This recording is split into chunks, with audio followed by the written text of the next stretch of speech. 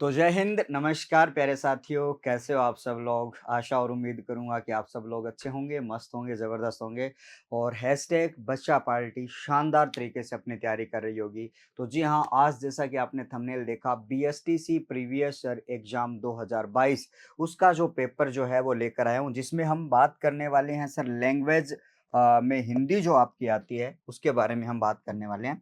बहुत सारे बच्चों ने जो सिलेबस का वीडियो देखने के बाद में सभी जो क्लासेस है उनका अध्ययन किया होगा और आप सब बच्चों का हृदय भी गदगद हुआ होगा कि सर अब आप यहाँ भी बिल्कुल, अब यहाँ पर भी आप जो है सूरज सर से हिंदी पढ़ने का जो अवसर है वो आप प्राप्त कर पाओगे। बट यहाँ पर आज हम बहुत ही शानदार तरीके से जैसा कि मान लो आप सबको पता है कि सर लैंग्वेज में आपके 30 प्रश्नों की हिंदी रहती है जिसमें अपने नंबर आता है।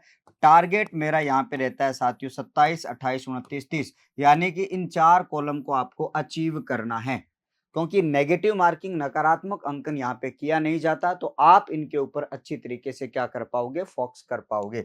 चलिएगा सर आज का पहला सवाल आपकी स्क्रीन पर ये आ रहा है। उसमें आपको ये कहा गया सर पहला प्रश्न आपको ये कह रहा है कि य र ल व यहाँ पर ये कह रहा है सर य र ल व किस वर्ग के व्यंजन हैं।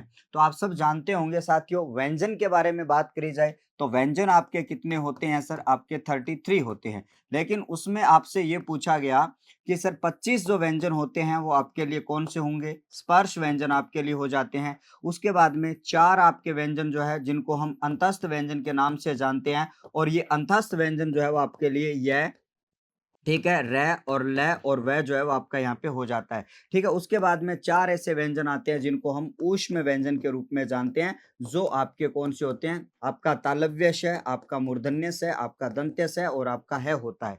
तो इस प्रकार से आप सबके लिए जो है आपका प्रश्न जो बन जाता है उसका उत्तर क्या होगा सर य, र, ल, व उसके बारे में अगर हम बात करें तो आपके लिए अंतस्थ व्यंजन यहाँ पे हो जाता है। ऊष्म व्यंजन आपको मैंने बताया जिनकी संख्या आपकी क्या होती है 4 आपकी होती है। यहाँ पर अगर तालव्य के बारे में बात करी जाए तो आपका तालव्य जो है वो आपका च वर्ग होता है और आपको ऑस्ट्रिया के बारे में अगर बात करी जाए तो आपके लिए पै वर्ग जो है यहाँ पे हो जाता है। ये बात आप सबको बेहतर तरीके से याद रखनी है। पहला सवाल जिसका उत्तर आप सबको मिल चुका होगा। प्रश्न नंबर 2 के बारे में अगर हम बात करें कि सर क्षय जो वर्ण आपका होता है, क्षय वर्ण की किस वर्ग के व्यंजन हैं? तो सबसे पहले अगर हम यहाँ पे बात करें कि आपके लिए जो क्षय जो वर्ण होता है वो आपका कैसा वर्ण होता है? तो सबसे पहले देखो मैं आपको बता देता हूँ कि आपका क्षय आता है, आपका त्रय आता है, आपका ज्य आता है और आपका श्रेय आता है। इन चारों को किस नाम से जाना जाता है? ये चारों जो है हमारी हिंदी भाषा में संयुक्ताक्षर होते हैं, मूल नहीं होते। और एग्जामिनर जब वर्णमाला के बारे में बात करते हैं तो एक प्रश्न यहाँ से पक्का फंसाता है। जब आता है तो आपको मैं बता देता हूँ भैया कि जब यहाँ पर बात करी जाए तो ये इसका जो रूप है वो आपका बनता है सर कै के बाद में श आपका आता है।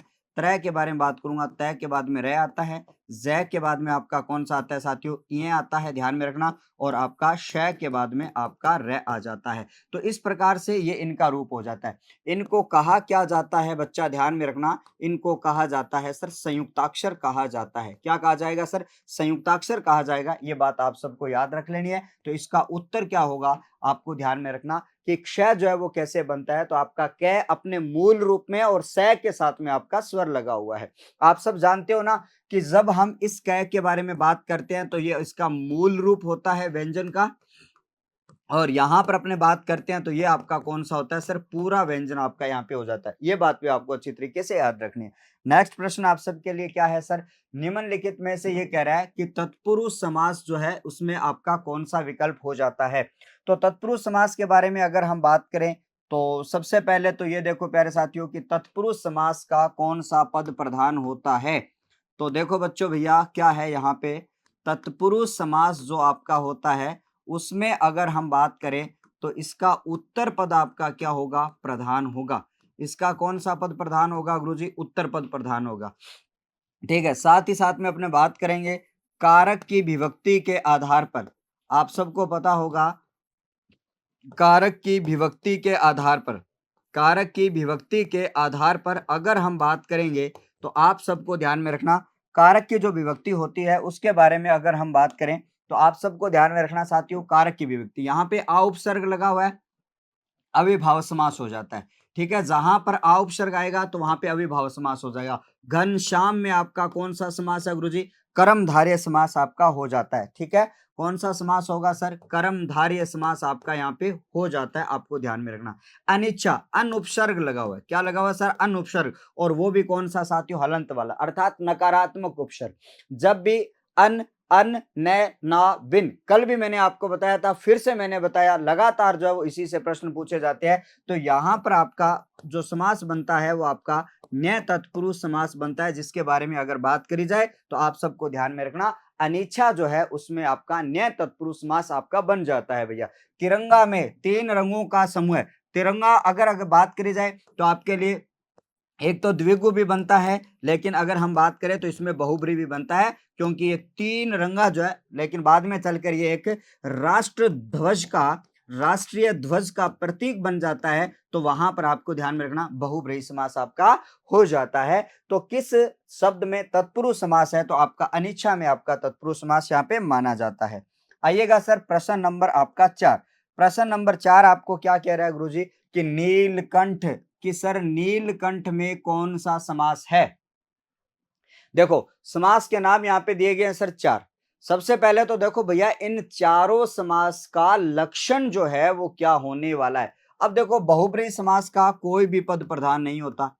क्या नहीं होता बच्चा? आपका कोई भी पद आपका प्रधान नहीं होता। आपको याद रखना सर, कोई भी पद प्रधान नहीं होता। सर द्विगु समास के बारे में बात करेंगे तो इसका उत्तर पद क्या होगा?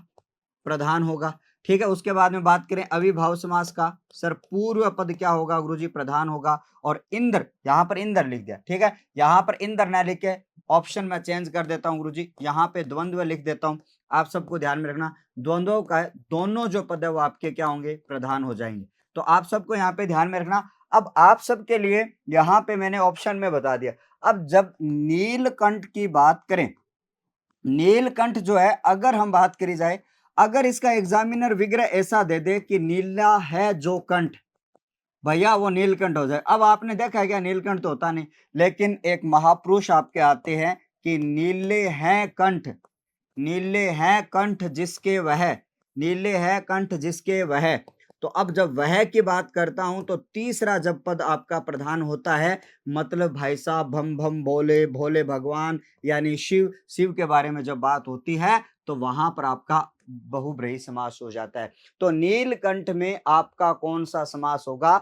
बहुब्रीहि समास आपका हो जाएगा। इस बात को भली प्रकार से जान लेना है। आ जाओ भाई साहब, अगला सवाल देखते हैं। सर निश्चल, निश्चल शब्द में कौन सा उपसर्ग लगा हुआ है? तो देखो उपसर्ग पहचानने के लिए आपको क्या करना है, आप सबके लिए यहाँ पे निश्चल जो है इसके लिए आप उपसर्ग पहचानोगे तो सबसे पहले इसका क्या करना होगा? में विग्रह करना होगा। जब आप इसका विग्रह करोगे तो संधि के हिसाब से इसका जब विग्रह करोगे तो नी विसर्ग चल हो जाएगा। संधि की बात करूंगा तो इसमें विसर्ग संधि आपकी हो जाएगी। कौन सी संधि हो जाएगी सर? विसर्ग संधि हो जाएगी। बट आपसे पूछा क्या है? आपसे पूछा है गुरुजी उपसर्ग पूछा है। अब जब ये विसर्ग जो है वो इस स में बदल रही है, किसकी वजह से? इस च के कारण बदल रही है, क्योंकि च है वो आपका तालव्य है और ये स भी आपका कैसा? तालव्य। लेकिन अगर हम बात करें, जब आप थ्योरी पढ़ोगे तो उसमें पता चलेगा कि सर उपसर्ग तो आपका हमेशा निश होता है, जो ये स बदल जाता है इस च के कारण इस स में। तो आप सबको ध्यान में रख लेना, अगर आपसे यहाँ पे उपसर्ग पूछा गया है तो आपको ध्यान में रखना सर, आपका यहाँ पे ऑप्शन नंबर आपका क्या आ जाएगा? 4 नंबर ऑप्शन यहाँ पे राइट होगा और आपका निश हो जाएगा। 4 नंबर ऑप्शन आएगा आपका निश हो जाएगा। इसको आपको ध्यान में रखना है, क्योंकि यहाँ पे ना तो बड़ी नी उपसर्ग होता है, ये होता जरूर है लेकिन यहाँ पे है नहीं। ठीक है, तो 5वां क्वेश्चन हो गया। लो सर छठा प्रश्न, और ये शब्द तो है ना, मैं इसके ऊपर लगा देता हूँ भैया आपका स्टार्ट। तो ये क्वेश्चन आपका एक ऐसा प्रश्न है जो आपका एग्जामिनर हमेशा चाहता है कि यार मैं इस शब्द को पूछ लूं बच्चों से। तो मैं इस शब्द के बारे में आपको बता दूं कि कौन कौन सी चीजें आपको यहाँ पे इस शब्द के बारे में याद रखनी है।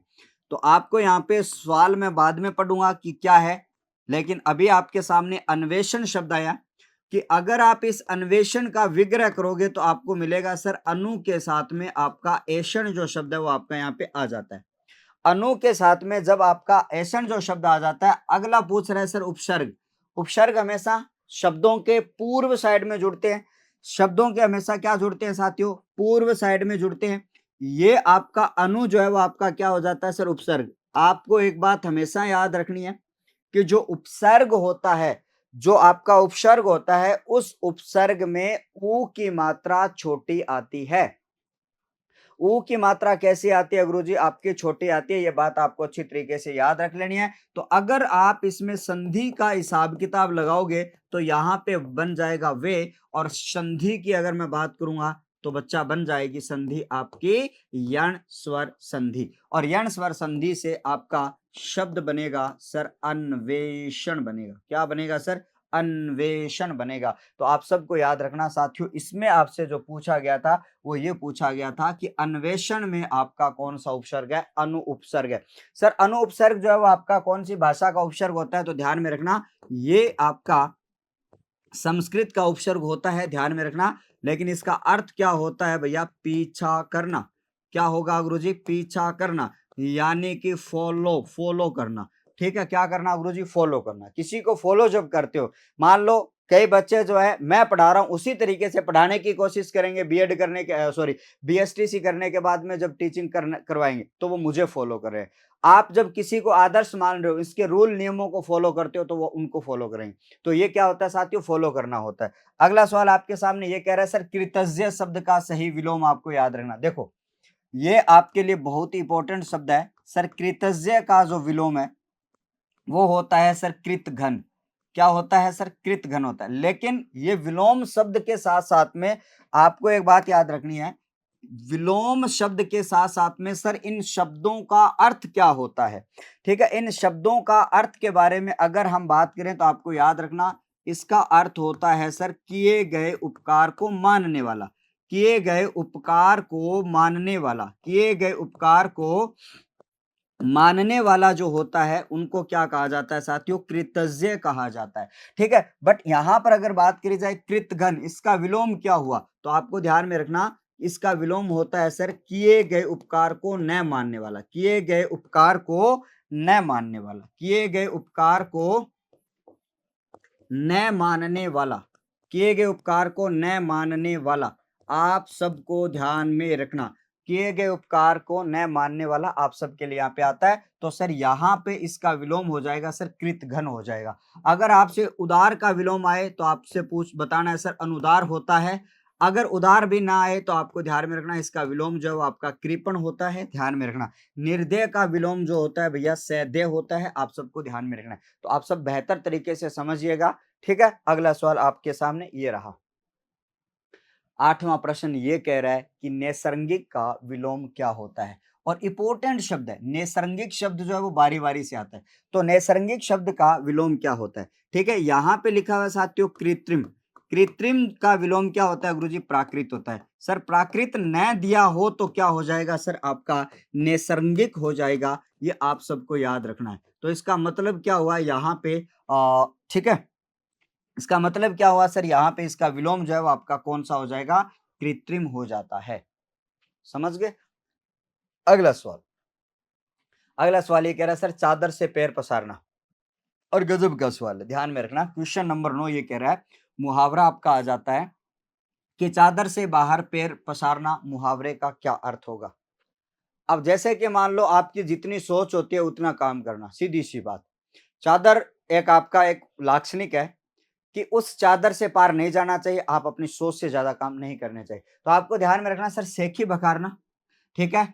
अब यहाँ पर अत्यधिक व्यय करना, खूब कमाना या आय से अधिक व्यय करना, ठीक है? आप सबको ध्यान में रखना चादर से पैर पसारने का मतलब भाई साहब क्या है? आपके पास में इतना था लेकिन आप यहाँ तक चले गए। तो भाई साहब क्या हुआ? मामला थोड़ा-सा गड़बड़ हो गया। तो आपको ये कहा गया भैया आय से अधिक, आय से अधिक व्यय करना जो होता है उसको क्या कहते हैं भैया? चादर से पैर पसारना होता है। ठीक है, चादर से पैर पसारना होता है। अगला सवाल आपके सामने, ठीक है। 10वां प्रश्न ये कह रहा है गुरुजी कि किस क्रमांक में संधि, किस क्रमांक में संधि का सही यहाँ पर विच्छेद नहीं है? किस क्रमांक में सही संधि का विच्छेद आपका नहीं है?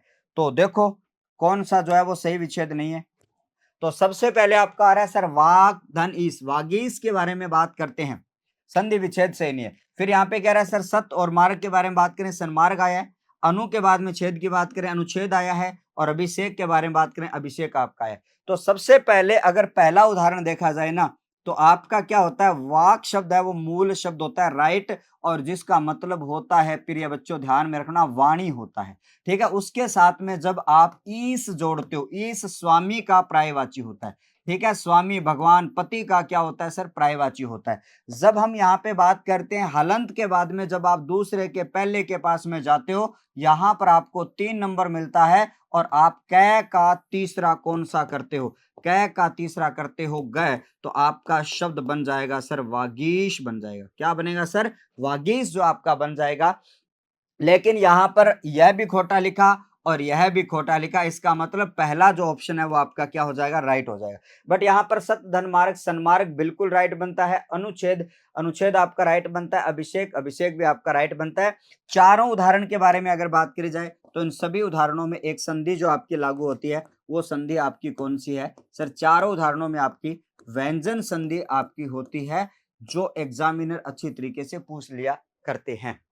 ठीक है, अगला सवाल देखो, अगला क्वेश्चन आपको 11 नंबर ये कह रहा है साथियों, इतिहास के पूर्व का, ये जो आपका इतिहास है ना, उससे पूर्व का, पहले का, तो इतिहास से पूर्व के लिए कौन सा शब्द आता है भैया, एक तो यहाँ पे लिखा है सर ऐतिहासिक, पूर्वकालिक, प्राग ऐतिहासिक और सर्वकालिक। देखो चारों शब्दों का मीन, ऐतिहासिक का मतलब क्या है, जब हम बात करते हैं कि सर आपके लिए एक शब्द लिखा गया ऐतिहासिक, ऐतिहासिक का तात्पर्य क्या होता है सर, इतिहास होता है। क्या होता है सर, आपका इतिहास होता है, और इसमें जब आपका एक प्रत्यय जोड़ा जाता है, जब आपका इतिहास होता है उसमें क्या जोड़ा जाए सर, एक प्रत्यय जोड़ा जाए, तो आपको ध्यान में रखना साथियों, वो विशेषण बन जाता है। ऐतिहासिक का मतलब होता है भैया जो इतिहास से आपका संबंधित हो।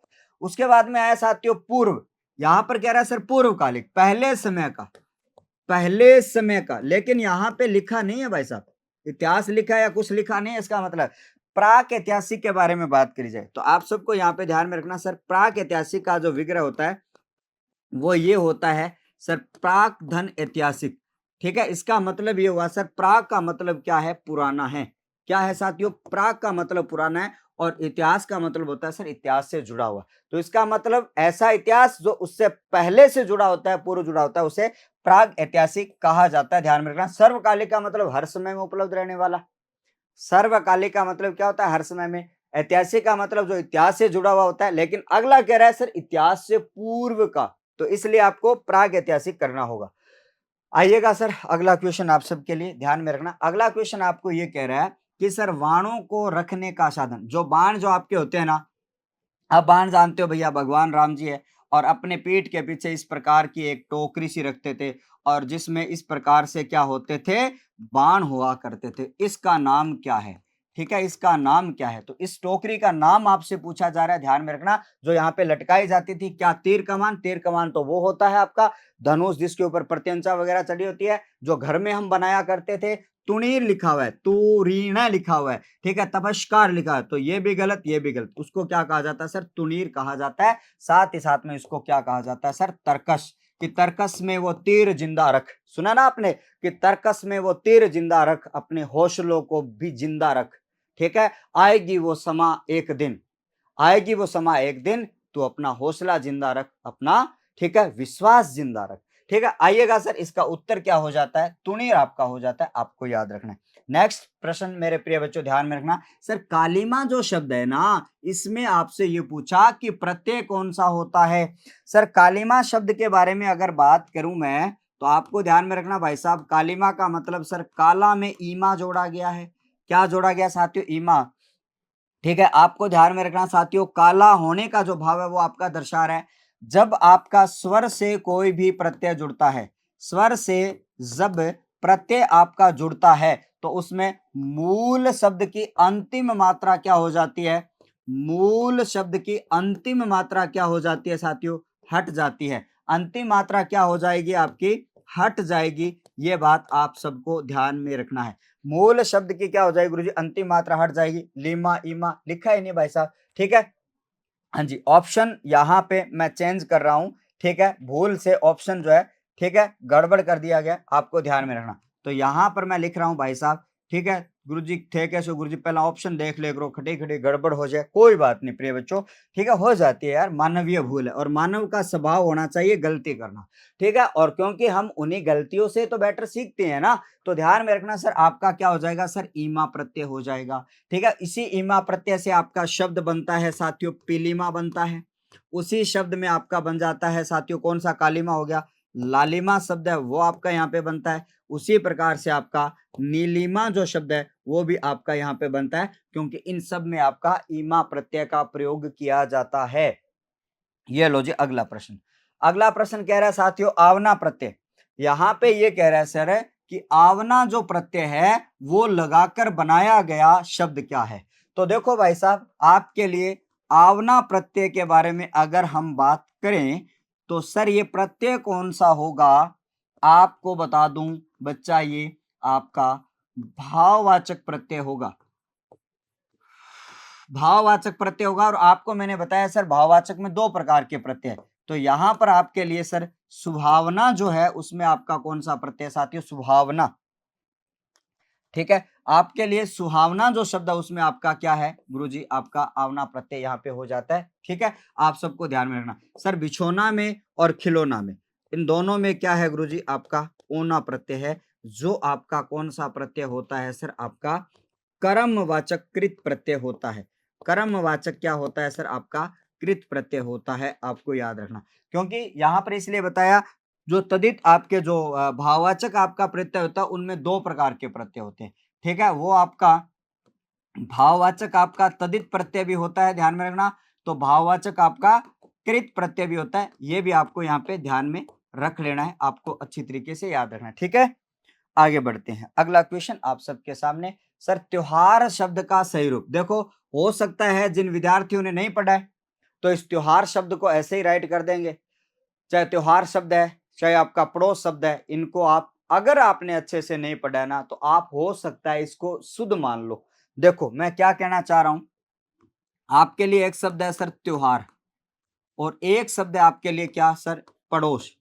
ये दो शब्द जो है हम अपने आदत में हम अपनी आदत में इन दोनों शब्दों का शुमार करते हैं अर्थात हम लिखते हैं, हमें लगता है यार कि ये दोनों शब्द है वो राइट है क्योंकि हमने इनका जो प्रयोग है वो बारी बारी से किया, हमने इनका जो प्रयोग है बारी बारी से किया बट दोनों के दोनों क्या है गुरुजी अशुद्ध है, तो इनका शुद्ध रूप क्या होगा? तो याद रख लेना सर त्योहार शब्द है इसके ऊपर आपकी एक मात्रा आती है, ठीक है? और पड़ोस जो शब्द है वो आप पड़ोस जो शब्द है उसके ऊपर भी क्या आएगी सर एक मात्रा आएगी। तो आप सबको ध्यान में रखना आपसे ये पूछा गया सर त्योहार शब्द जो आपका है 4 नंबर विकल्प आपका राइट हो जाएगा। देखो यहां पर अनुस्वार लगा दिया इसकी वजह से गलत है और ये तो आपका पहले से ही गलत है। तो आज के बाद में ये वाला जो शब्द है देखो कुछ ऐसे शब्द होते हैं ना जैसे कि मान लो आपके सामने एक शब्द आता है दवाइयां, भारत के राजस्थान के सब मेडिकल स्टोर पर खोटा लिखा गया गलत लिखा गया, शब्द मूल आपका दवाई होता है, जब आप इसमें इया प्रत्यय जोड़ते हो ना तो शब्द जो आपका है देखो चित्त चढ़ गया, ये आपका क्या हो जाएगा सर दवाइयां जो शब्द है वो आपका हो जाए। इसको मैं बैक करता हूँ थोड़ा सा ना एक बार, हो गया क्या बताओ? हाँ जी, दवाइयां जो शब्द है वो आपके लिए यहाँ पे हो जाता है, तो ये राइट है ये राइट है ये आपका रॉन्ग है। तो इन शब्दों को आप बेहतर तरीके से देखोगे समझोगे क्योंकि यहाँ से प्रश्न आपका आता है। अगला प्रश्न आपके लिए ये कह रहा है गुरुजी, अगला प्रश्न आपको ये कह रहा है कि शुद्ध वर्तनी वाला शब्द क्या है? शुद्ध वर्तनी का मतलब शुद्ध या शुद्ध, प्रतीक्षा, प्रतीक्षा, प्रतीक्षा और प्रतीक्षा। देखो जब अगर आपको संधि का नॉलेज है तो आप सबको ध्यान में रखना सर प्रति उपसर्ग जो होता है उसमें जब आप इच्छा शब्द जोड़ते हो, प्रति जो उपसर्ग होता है उसमें अगर आप इच्छा शब्द जोड़ते हो ना तो यहां पर आपकी ई की मात्रा के बाद में आपकी ई की मात्रा लग रही है, जब आप ई की मात्रा के बाद में ई की मात्रा लगाते हो तो आपका यहाँ पे दीर्घ ई हो जाता है, क्या हो जाएगा सर दीर्घ ई हो जाएगा और शब्द आपके लिए क्या बनेगा सर प्रतीक्षा बनेगा। शब्द आपके लिए क्या बनेगा? शब्द जो है वो आपका प्रतीक्षा जो शब्द है वो आपका यहाँ पे बन जाएगा, संधि आपकी दीर्घ हो जाएगी, आपको याद रखना। तो इसका मतलब क्या हुआ सर आपका ऑप्शन नंबर 3 राइट होगा, किंतु आपको याद रखना शब्द आ जाए आपका प्रतिज्ञा, तो आपको याद रखना भैया प्रतिज्ञा जो शब्द है वो आपका इस प्रकार से राइट होने वाला है।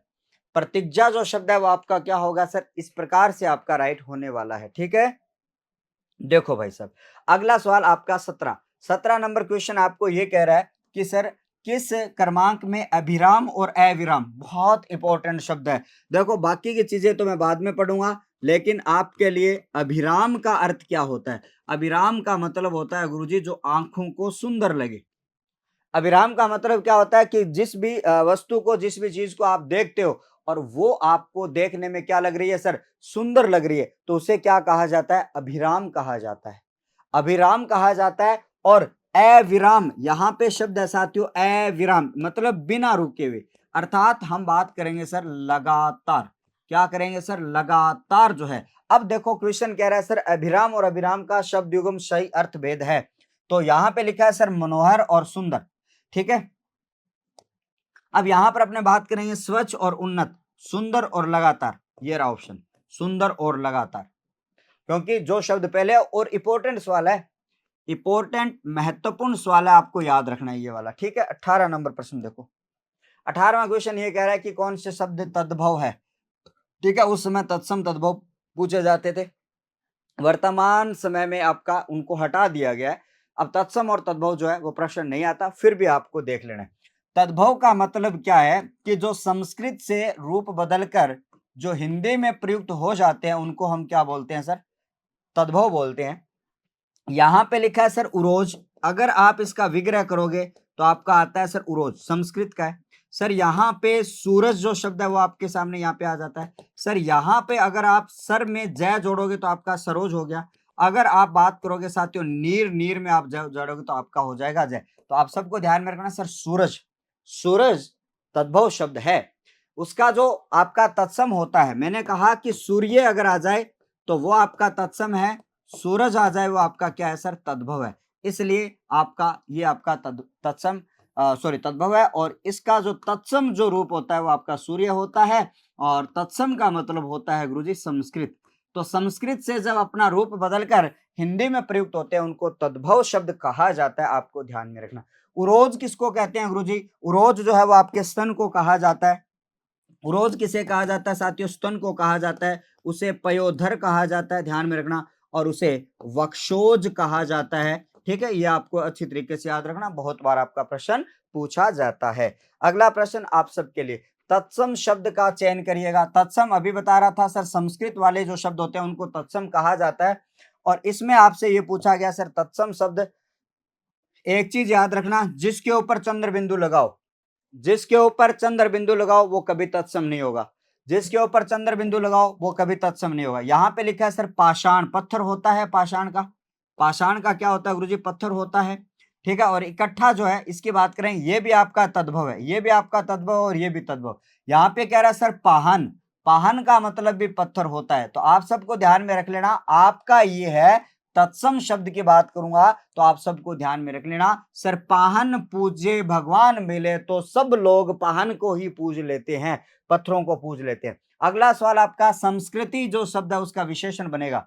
देखो बहुत बढ़िया, बहुत बढ़िया सवाल है, और लेवल का सवाल है, स्टैंडर्ड का सवाल है। आपको हमेशा एक बात याद रखनी कि किसी भी अगर आप शब्द में ये वाला प्रत्यय आप जोड़ते हो ना, ठीक है, आपके दो तरीके के परिवर्तन करता है ये।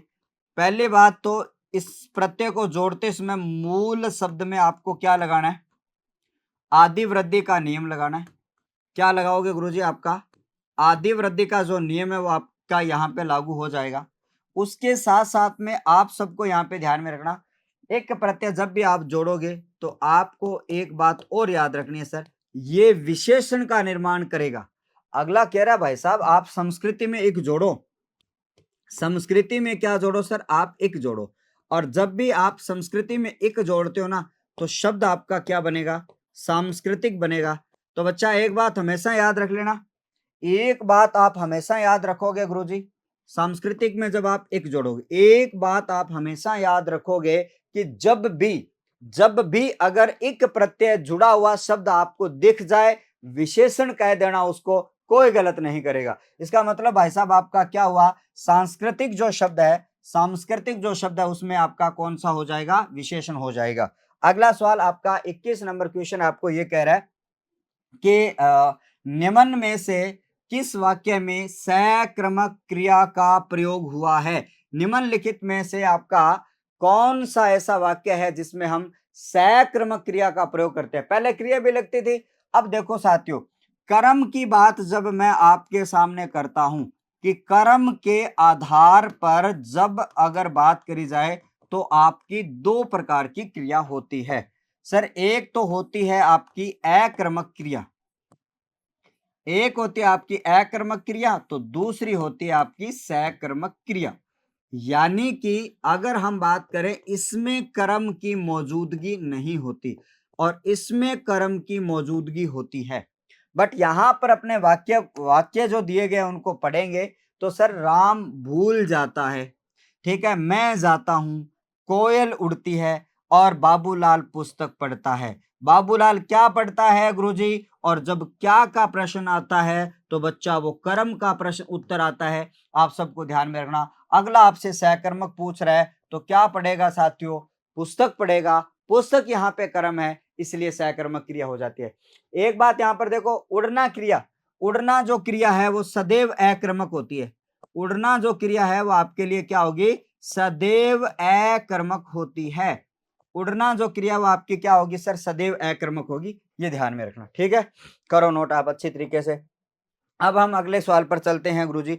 अगला सवाल आपके सामने ये कह रहा है 22 नंबर। ये कह रहा है साथियों, गजवसा का पर्यायवाची नहीं है। गजवसा का है जो पर्यायवाची आपका नहीं है, तो ध्यान में रखना।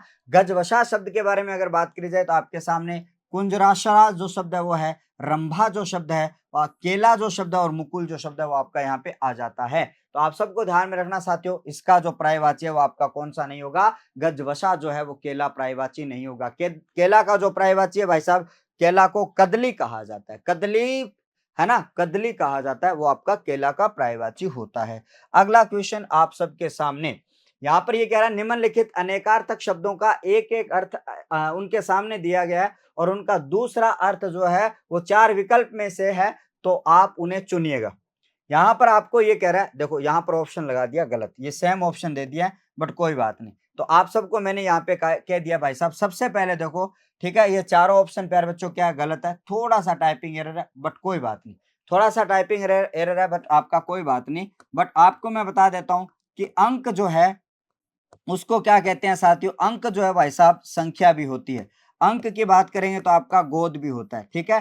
अंक आपका संख्या भी होती है, अंक आपका गोद भी होती है। तो संख्या तो यहाँ पे ऑप्शन दिया गया है, बट ऐसा ऑप्शन होगा इसमें कि गोद को अंक कहा जाता है और ये अनेकार्थी शब्द यहाँ पे होता है। तो अंक का अगर आपसे पूछा जाए तो आप उसको क्या कह देना साहब? अंक का गोद होता है, संख्या भी होता है, ठीक है। इसलिए आपको ध्यान में रखना। अगला प्रश्न आप सबके लिए, यहां पर फिर से आप सबको ये कह रहा है, सेम सवाल है आपका कि अनेकार्थक शब्दों का एक एक अर्थ उसके सामने दिया गया है, बाकी हम दूसरा अर्थ जान लेते हैं। बट बता देता हूं कि न्यूज पाठ्यक्रम के अनुसार ये वाला जो टॉपिक है वो आपका हटा दिया गया है। अनेकार्थक शब्द जो है वो आपका हटा दिया गया, इससे प्रश्न नहीं आता। अब भाई आए हैं तो उनको पढ़ लेते हैं। सर, ऐचल, ऐचल सीधा पढ़ो। ऐचल यानी जो चले नहीं। अब चले कौन कौन कौन नहीं भैया? तो ध्यान में रखना, जो चले नहीं उसको अचल कहा जाता है, इसलिए इसका जो है विलोम आपका स्थिर होता है, ठीक है। तो आ जाओ।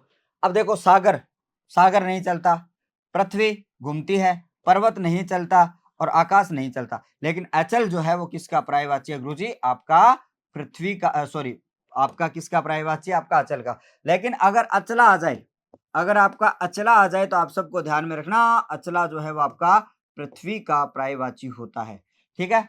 अचला जो है वो पृथ्वी का पर्यायवाची है, लेकिन अचल जो है वो आपका पर्वत का पर्यायवाची होता है, जो चलता नहीं, एक जगह आपका क्या रहता है? स्थिर रहता है। तो आपको बेहतर तरीके से याद रखना, ठीक है। हो गया 24 नंबर। आ जाओ भैया, 25 नंबर प्रश्न आपके लिए यहाँ पे कहा कि सर, जैसा कि आप सबको ध्यान में रखना, मैंने ये कहा कि सर किस क्रम में सही मेल नहीं है। तो सबसे पहले आप सबको ध्यान में रखना साथियों, किस क्रम में मेल सही नहीं है। तो आपका यहाँ पे जो शब्द युग्म का जो प्रश्न दिया गया है, मेल का मतलब क्या होता है कि शब्दों के जो अर्थ दिए गए हैं वो आपके राइट नहीं है। तो जैसा कि मान लो, आप सबको ध्यान में रखना, सर एक लिखा हुआ ग्रह और एक लिखा हुआ सर ग्रह। इस ग्रह का मतलब दशा दिया हुआ है और इस ग्रह का मतलब घर दिया गया है, ठीक है। चिर, चिर का मतलब बहुत और आपके सामने या समय, बहुत समय, चिर मतलब बहुत समय तक, ठीक है। आपको ध्यान में, और चीर का मतलब होता है वस्त्र का खंड करना, वस्त्र का खंड करना। जैसे कि चीर हरण, द्रौपदी का जो है वो चीर हरण किया गया था, चीर हरण कि वस्त्रों का हरण किया गया था, वस्त्रों को फाड़ा गया था, उसको खंडित किया गया था।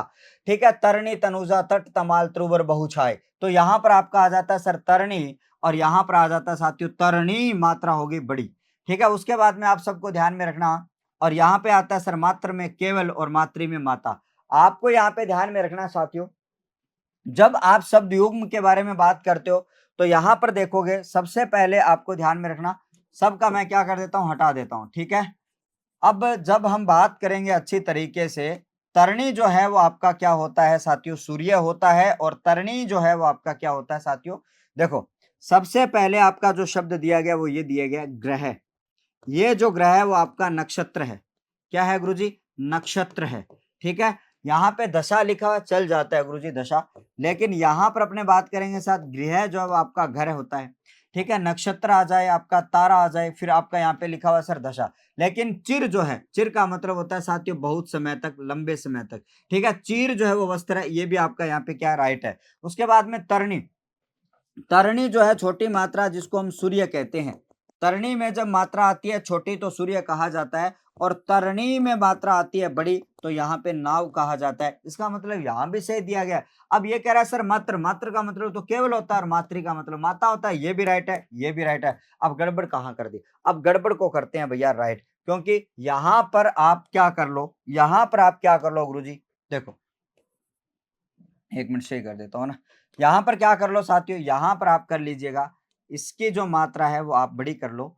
ठीक है, और इसकी जो मात्रा है वो आप क्या कर दो सर, छोटी कर दो, यानी कि मात्रा बड़ी छोटी होगी, इसका मतलब सवाल आपका गलत हो जाता है। इसको सही करना मेरा दायित्व है ना, हो गई टाइपिंग इससे कोई बात नहीं। ठीक है, अब तरणी सूर्य है और तरणी यहाँ पे, तो अब आपका जो उत्तर क्या हो जाएगा सर, आपका सी हो जाएगा। बट आप तो उत्तर मिले ना मिले, आपका जो तरीका है वो आप अच्छी तरीके से जान जाओ। ठीक है, अगला सवाल आपकी स्क्रीन पर ये रहा। 26वां क्वेश्चन ये कह रहा है निम्नलिखित में से कौन सा वाक्य अशुद्ध है। तो वाक्य अशुद्धि के भी दो सवाल आने के चांसेस बटे में से बटे रहते हैं। मतलब वाक्य शुद्धि, शब्द शुद्धि से 2 + 2 मतलब 4 प्रश्न आपके आते हैं। सर उसने प्राण की बाजी लगा दी, उसने प्राण की बाजी लगा दी। ठीक है, दहेज की लेन देन बहुत बुरी रिवाज है, कि दहेज की लेन देन बहुत बुरी रिवाज है। एक फूलों की माला, एक फूलों की माला ले आइए, यहां पर लिखा है साथियों फूल, एक फूलों की माला ले आइए, वह महल पीले पत्थरों से बना हुआ है। तो ये कह रहा है सर वह महल जो है वो आपके पीले पत्थरों से बना हुआ है। ठीक है, ये बात आपकी ठीक है। अब देखो एक फूलों की माला ले आई, फूलों की एक माला ले आई, यहां पर आपका गलत है। यहां पर आप उसने प्राण की बाजी लगा दी, उसने प्राणों की बाजी लगा दी, ये भी खोटा है। तो आपका एक ही राइट होगा कि वह पीले पत्थर से बना हुआ महल है। ठीक है, यहां पर फूलों की एक माला, यहां पे लिखो दहेज का लेन देन बहुत बुरी रिवाज है। ठीक है, उसने प्राणों की बाजी लगा दी, यानी कि यहां पर हम लगाएंगे सर प्राणों। ठीक है, यहां पर हम लगाएंगे सर का, और इस एक को आगे लेके जाएंगे, इसलिए आपका ये शुद्ध हो जाएगा। कंप्लीट, आ जाओ अगला सवाल।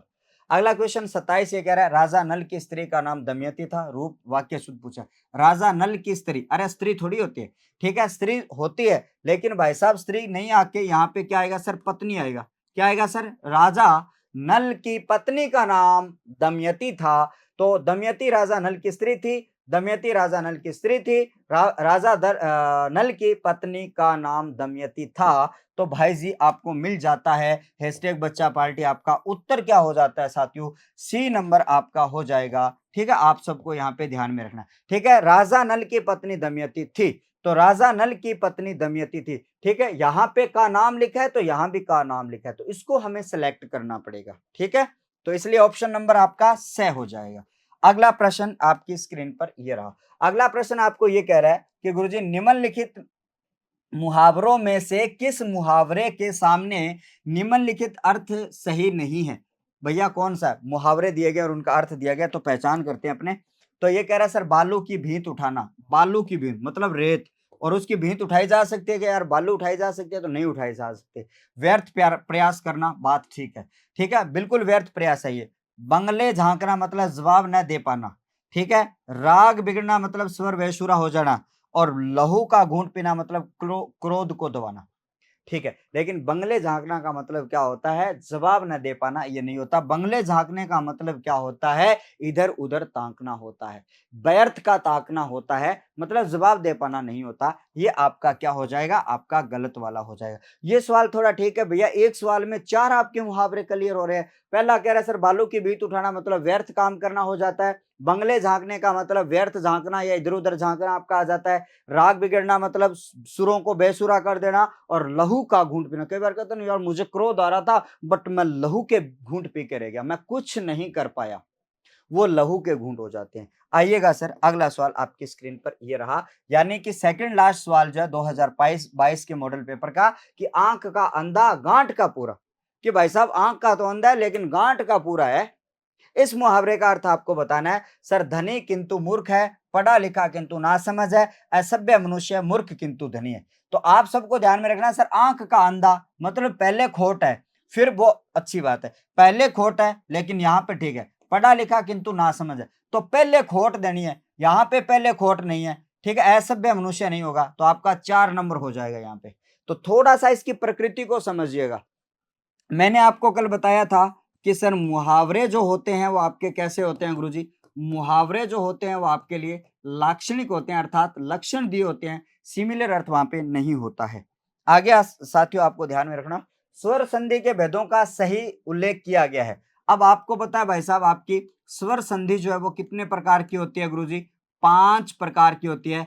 अगला सवाल कैसे भी पूछ सकता है, सवाल का तरीका कुछ भी दे सकता है। यहाँ पे लिखा है साथियों दीर्घ गुण यण वृद्धि अयादि। ठीक है, यण विसर्ग आ गई। ठीक है, यण गुण अयादि वृद्धि स्वर आ गई, यहाँ पर वापस स्वर लिख दी, स्वर व्यंजन विसर्ग आ गई। इसका मतलब आपका एक ही ऑप्शन राइट हुआ कि सर पहले में आपकी देखो, पहली संधि देखो, इनका क्रम नहीं पूछा है बट संधि पूछी है। यहाँ पर दीर्घ स्वर संधि है, यहाँ पे गुण स्वर संधि है।